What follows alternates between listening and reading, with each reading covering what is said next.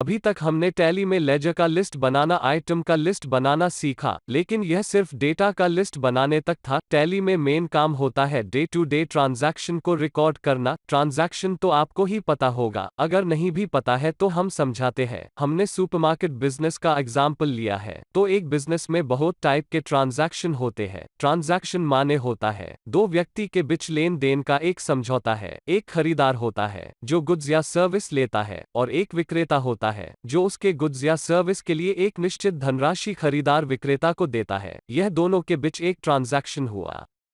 तो एक बिजनेस में परचेस का ट्रांजैक्शन होगा। बिजनेस में जो भी परचेस का ट्रांजैक्शन हुआ होगा उसे परचेस डिपार्टमेंट वाले एक अकाउंटेंट को हर दिन रिकॉर्ड करने के लिए देंगे। फिर सेल्स का भी ट्रांजैक्शन होगा, वो सेल्स या बिल बुक को भी देख के एंट्री करना होगा। इसके अलावा कैश डिपार्टमेंट एक अकाउंटेंट को रसीद का वाउचर, जिससे कैश रिसीट होता है या बैंक में कैश जमा होता है, वो वाउचर देंगे। उसी तरह और पेमेंट का वाउचर, जिससे कैश डिपार्टमेंट कौन कौन से काम के लिए कैश से या बैंक से पेमेंट किए हैं उसका वाउचर भी देंगे। इसे भी एक अकाउंटेंट को सारे ट्रांजैक्शन रिकॉर्ड करना पड़ेगा।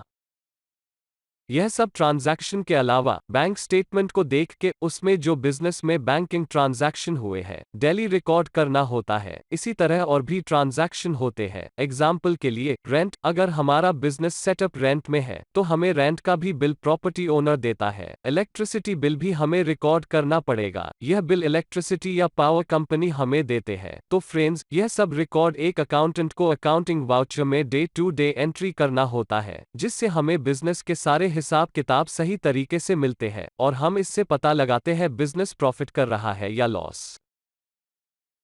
अब हम ट्रांजैक्शन को रिकॉर्ड करने के लिए अकाउंटिंग वाउचर में जाएंगे। आप कीबोर्ड में शॉर्टकट वी को प्रेस करेंगे तो भी अकाउंटिंग वाउचर खुलेगा। यहाँ राइट साइड में हर डिफरेंट ट्रांजैक्शन का अलग अलग मेनू है और हर मेनू में एक की है, जैसे कि F2, F4, F5, F6, F7 इत्यादि। हर की में एक अलग कमांड खुलता है। जैसे हमें डेट देना है तो हम F2 को प्रेस करेंगे। यहाँ डेट को चेंज कर दीजिए। सपोज मुझे 1 सितंबर लिखना है तो लिख के चेंज हो जाएगा। इस तरह आप ट्रांजैक्शन के डेट के हिसाब से डेट दे के एंट्री कर सकते हैं। अब जैसे एक बिजनेस नया जब स्टार्ट होता है वहाँ पूंजी या कैपिटल की जरूरत होती है, तो हमने यहाँ सुपर मार्केट का एग्जाम्पल लिया है। तो हम बिजनेस में पैसा लाएंगे, तो एग्जाम्पल के लिए अगर बिजनेस में पैसा आया वो रिसीट के ट्रांजैक्शन में जाएगा। यहाँ हम एक एंट्री करेंगे। सपोज बिजनेस में हमने 50 लाख रुपया पूंजी लाए, तो उसे एंट्री करने के लिए F6 को प्रेस करेंगे। यहाँ F6 से रसीट का ट्रांजैक्शन होता है।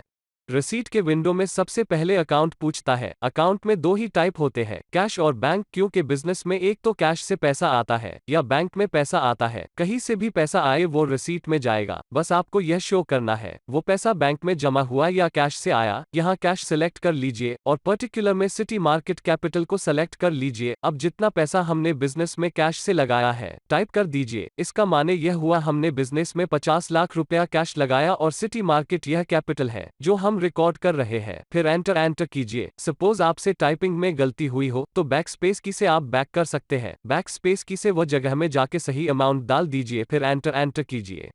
यहाँ अमाउंट एडिट होने के बाद एंटर करेंगे तो आपको यहाँ नरेशन देना होगा। नरेशन माने है, अगर आप कॉमर्स के स्टूडेंट हैं तो आपको पता होगा हर एक जर्नल एंट्री के बाद हर लेन देन की एक छोटी सी विवरण लिख के दी जाती है, जिसे नरेशन कहा जाता है। यहाँ हम नरेशन दे रहे हैं। Being cash introduce in business is capital. यहाँ नरेशन लिखने के बाद एंटर कीजिए और वाउचर को सेव कर दीजिए।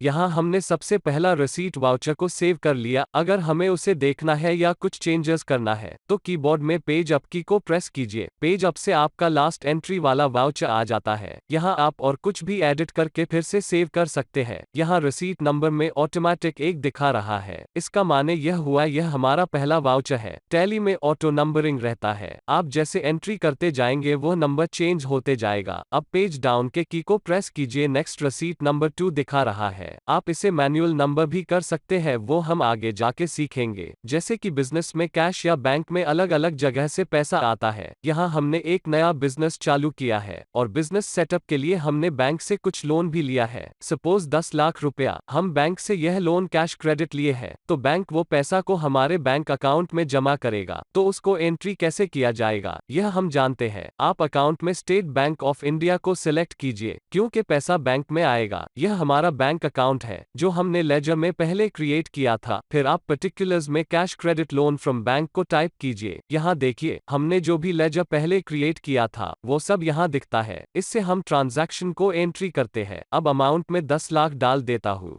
अब अमाउंट भरने के बाद जब आप एंटर करेंगे, यहाँ एक ट्रांजैक्शन टाइप का एक पैनल खुलता है जिसमें हम पूरा डिटेल देंगे।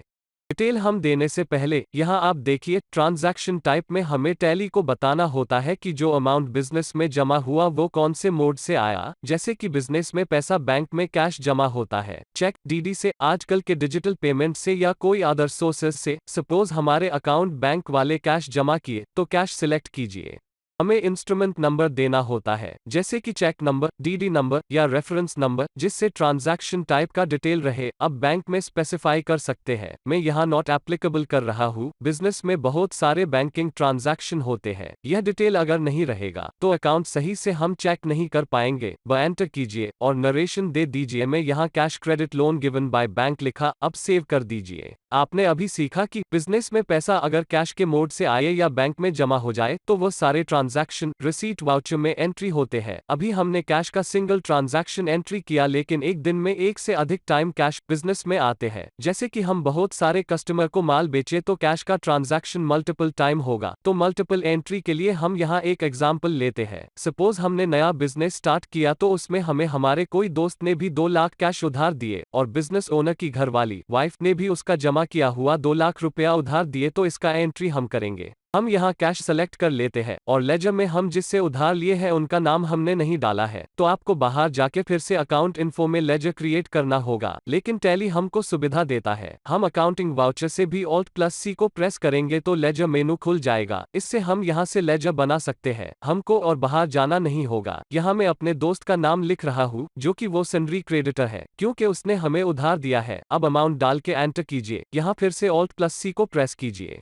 और एक लेजर बना रहा हूँ जो पैसा घरवालों ने उधार दिए।